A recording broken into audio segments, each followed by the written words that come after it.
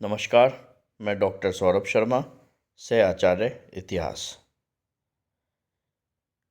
पिछले वीडियो में हम लोगों ने सिंधु सरस्वती सभ्यता के बहुत ही महत्वपूर्ण टॉपिक सिंधु सरस्वती सभ्यता की सामान्य विशेषताओं के बारे में चर्चा प्रारंभ की थी। उस समय यह बताया था कि सामान्य विशेषताओं को हम लोगों ने अध्ययन के लिए 7 भागों में विभाजित किया था, जिनका हमें विस्तार से अध्ययन किया जाना है। उन विशेषताओं का अध्ययन क्योंकि एक वीडियो में संभव नहीं था, इसलिए हमने सुविधा की दृष्टि से उसे 3 भागों में विभाजित किया है। प्रथम भाग, जिसमें नगर नियोजन एवं स्थापत्य के बारे में हम विस्तार से चर्चा पिछली कक्षा में कर चुके हैं। आज हम इस सभ्यता की सामान्य विशेषताओं में सामाजिक एवं राजनीतिक जीवन के बारे में विस्तार से चर्चा करेंगे,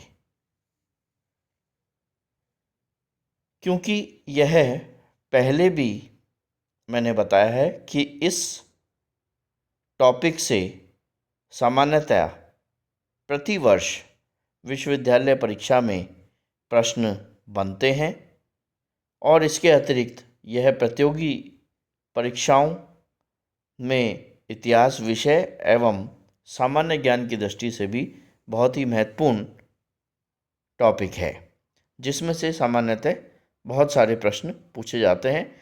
इसलिए इसके विस्तार से अध्ययन की दृष्टि से हम इसे 3 भागों में बांट करके अध्ययन कर रहे हैं। तो आज हम प्रारंभ करते हैं सिंधु सरस्वती सभ्यता की सामान्य विशेषताएं, सामाजिक जीवन एवं राजनीतिक जीवन। सामाजिक जीवन के बारे में पहले चर्चा करेंगे। सामाजिक जीवन के बारे में यदि बात की जाए तो सिंधु समाज विविध वर्गों का समाज था, यानी समाज में कई वर्ग निवास किया करते थे।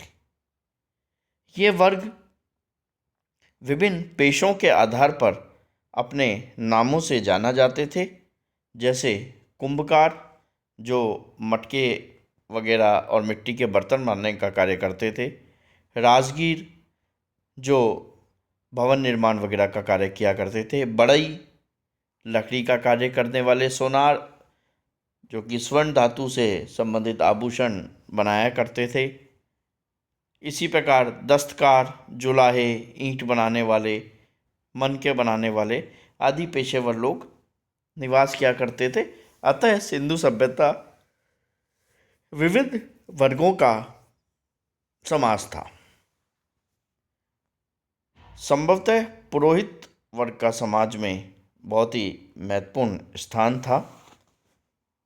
हमने नगर नियोजन में देखा था कि नगर की योजना कुछ इस प्रकार से थी कि पश्चिमी भाग कुछ ऊंचे धरातल पर या चबूतरे पर बनाया जाता था, जिसे गढ़ी क्षेत्र कहते थे, और पूर्वी भाग, जो कि निचले क्षेत्रफल में अपेक्षाकृत बड़ा होता था, मैदानी क्षेत्र होता था, उसे हम नगर क्षेत्र के नाम से जानते थे। तो गढ़ी वाले क्षेत्र में महत्वपूर्ण कर्मचारी, सम्राट एवं संपन्न लोग निवास किया करते थे, और निचला जो नगर क्षेत्र है वहाँ पर सामान्य वर्ग के श्रमिक और कृषक वर्ग के लोग निवास किया करते थे। नारी की स्थिति के बारे में यदि चर्चा की जाए तो सिंधु सभ्यता में वृहद पैमाने पर नारी की मूर्तियाँ प्राप्त हुई है। ज़्यादातर मिट्टी से बनी हुई मृण मूर्तियाँ यहाँ से प्राप्त हुई है। मातृ देवी की भी विभिन्न मूर्तियाँ मिली हैं। इससे ये अनुमान लगाया जाता है कि स्त्रियों का परिवार एवं समाज में महत्वपूर्ण स्थान था। सिंधु सभ्यता के बारे में यह भी कहा जाता है कि यह मातृ सत्तात्मक समाज था, यानी माता का स्थान सर्वोपरि होता था और परिवार का मुखिया माता होती थी। इस प्रकार यहाँ का समाज मात्र सत्तात्मक समाज के रूप में पहचाना जाता है। खान पान की दृष्टि से देखें तो गेहूं और जौ प्रमुख खाद्यान्न थे जो कि भोजन के रूप में काम में लिए जाते थे। इसके अतिरिक्त चावल, दूध, फल और मांस का सेवन भी ये लोग किया करते थे। फलों में प्रमुख रूप से अनार, नारियल, नींबू, खरबूजा, तरबूज आदि का सेवन किया करते थे। कुछ स्थानों से हमें पशु पक्षियों की कटी हुई या काटने के चिन्ह युक्त हड्डियां या कुछ अधजली हड्डियों के अवशेष प्राप्त हुए, जिसके आधार पर यह अनुमान लगाया गया है कि सिंधुवासी मांसाहार का सेवन भी किया करते थे। तो ये पशुओं को इसी प्रकार से इसी कारण से उनकी कटी हुई हड्डियां और काटने के चिन्ह वाली हड्डियां प्राप्त हुई हैं। वेशभूषा की दृष्टि से देखें तो स्त्रियों की जो मृण मूर्तियां प्राप्त हुई है, जो मिट्टी की बनी हुई मूर्तियां प्राप्त हुई है, उनके आधार पर इनके वस्त्रों की जानकारी प्राप्त होती है। अधोभाग में स्त्रियां घुटनों तक एक घाघरा नुमा घेरदार वस्त्र धारण किया करती थी और कटी प्रदेश पर इस वस्त्र को मेखला या करघनी की सहायता से कसा जाता था। पुरुष वर्ग एक शॉल नुमा वस्त्र धारण करते थे, शॉल जैसा वस्त्र धारण किया करते थे और पायजामा और धोती के प्रयोग के भी प्रमाण प्राप्त हुए हैं। सामान्यतः स्त्री और पुरुष दोनों ही सूती वस्त्रों का प्रयोग करते थे। पुरुष सामान्यतः दाढ़ी मूछ रखा करते थे, लेकिन कहीं कहीं पर दाढ़ी मूछ को हजामत किए जाने के भी प्रमाण प्राप्त हुए हैं। स्त्रियों में कई प्रकार के केश विन्यास प्रचलित थे और बालों को संवारने के लिए कंघियां एवं दर्पण का प्रयोग किया जाता था। उत्खनन में कांसे के निर्मित दर्पण और हाथी दांत की बनी कंघियां प्राप्त हुई हैं। आभूषणों का प्रयोग बहुतायत में या प्रचलन में था। चांदी, तांबा, कांसा, हाथी दांत तथा विविध बहुमूल्य पत्थरों का प्रयोग आभूषणों के निर्माण के लिए किया जाता था। स्त्री व पुरुष दोनों ही विभिन्न प्रकार के आभूषण धारण करते थे, जैसे मस्तक आभूषण, कंठ, हार, कुंडल, अंगूठियाँ, चूड़ियाँ, कंगन, भुजबंद, मेखला, कटिबंध, पाजेब आदि इस प्रकार के बहुत सारे आभूषण के प्रमाण वहाँ से प्राप्त हुए हैं कि इनका प्रयोग प्रचलन में था। धर्म जो कि सामाजिक जीवन का ही एक हिस्सा है, इसलिए हमने इसको समाज के साथ ही इसका अध्ययन करने का प्रयास कर रहे हैं। हालांकि आप लोग जब कई पुस्तकें देखेंगे उसमें धार्मिक जीवन एक अलग से दिया हुआ होगा, लेकिन यहाँ पे हमने इसको समाज के साथ ही अध्ययन करने का प्रयास किया है। सिंधु सभ्यता के निवासी भगवान की उपासना किया करते थे और भगवान को या ईश्वर को तीनों ही रूपों में पूजते थे, यानी मानव रूप में भी पूजते थे, पशु रूप में भी और वृक्ष रूप में भी। तीनों ही रूपों में भगवान की उपासना किया करते थे। मोहनजोदड़ो से एक मोहर प्राप्त हुई है जिस पर योगी पशुपतिनाथ का चित्र अंकित है। ये मोहर यहाँ पे मैंने डायग्राम दिया है, ये चित्र भी दिया है इस मोहर का जो ये प्राप्त हुई है। इसमें आप देखेंगे कि बीच में एक योगी पशुपतिनाथ बैठी हुई मुद्रा में है, यानी आसीत मुद्रा में है, और इसके 3 मुख हैं, एक सामने, 2 बाएं दाएं, और शायद चौथा मुख पीछे की ओर होगा जो कि छुप गया है, इसमें चित्र में अंकित नहीं है, दिख नहीं रहा है। इसके 2 सींग भी दिखाए गए हैं, तो गोलाई लिए हुए 2 सींग आप सर पे इसके देख सकते हैं।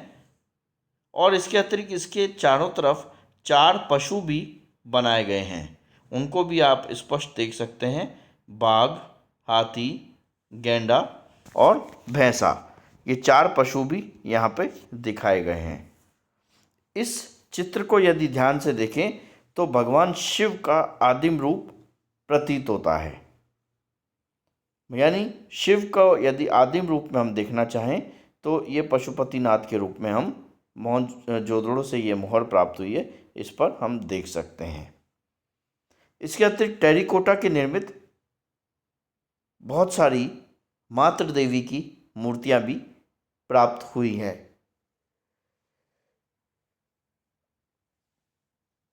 पीपल के वृक्ष की पूजा होती थी और लोगों का ऐसा विश्वास है कि पीपल के वृक्ष में देवता निवास किया करते थे। इसके अतिरिक्त एक सींग वाले बैल की भी काफ़ी पूजा हुआ करती थी। तो यहाँ पर हम देख सकते हैं कि सिंधुवासी तीनों ही रूपों में भगवान की आराधना कर रहे हैं, चाहे वो पशु रूप हो, चाहे मानव रूप हो, चाहे वृक्ष रूप हो, तो तीनों ही रूपों में भगवान की यहाँ पे पूजा कर रहे हैं। ये जो पशुपतिनाथ अंकित चित्र मैं आपको वापस दिखा रहा हूँ, ये आप अच्छे से ध्यान में रख लें। इस पे सामान्यतः प्रश्न बन जाता है कि यह पशुपतिनाथ मोहर कहाँ से प्राप्त हुई है, तो आपको बताना पड़ेगा कि ये मोहनजोदड़ो से प्राप्त हुई है। इसके अतिरिक्त इसके चारों तरफ जो पशु हैं वो भी कई बार पूछ लिए जाते हैं कि कौन से 4 पशु इस योगी पशुपतिनाथ के मोहर के चारों तरफ दिखाए गए हैं, तो आपको ध्यान रखना है हाथी, बाघ, गैंडा और भैंसा।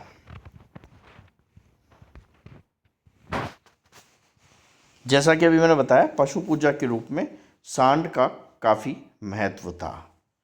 लोथल और कालीबंगा नामक स्थल से अग्नि पूजा तथा बलि प्रथा के भी काफ़ी अवशेष प्राप्त हुए, यानी कई यहाँ पे यज्ञ वेदियाँ लाइन से बनी हुई मिलती हैं एक पंक्तिबद्ध रूप में, और उनमें अग्नि पूजा की जाती थी, और शायद अग्नि पूजा के साथ साथ पशुओं की बलि भी दी जाती थी।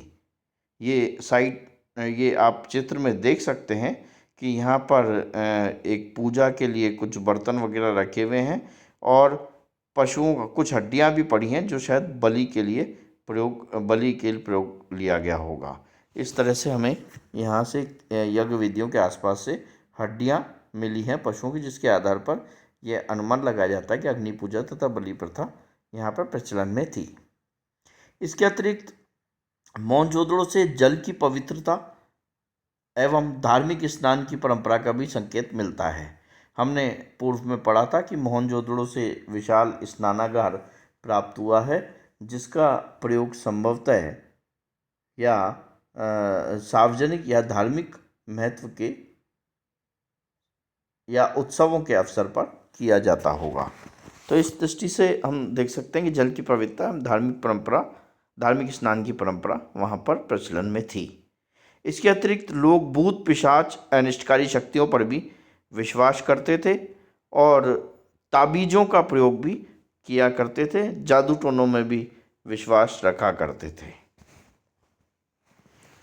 राजनीतिक स्थिति के बारे में यदि चर्चा की जाए तो सिंधु सभ्यता की राजनीतिक प्रणाली की कोई विशेष जानकारी प्राप्त नहीं होती है।